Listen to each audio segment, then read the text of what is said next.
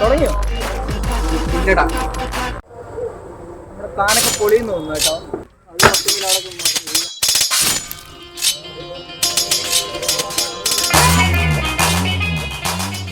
നമ്മൾ പ്ലാൻ ചെയ്തത് എങ്ങനെയാണോ അതുപോലെ തന്നെ ഇന്ന് നടക്കും. Get ready. ബോസിന്റെ മെസ്സേജ് നമുക്ക് ബോസിനെ പോയി കാണാം. വാ ബോസ്.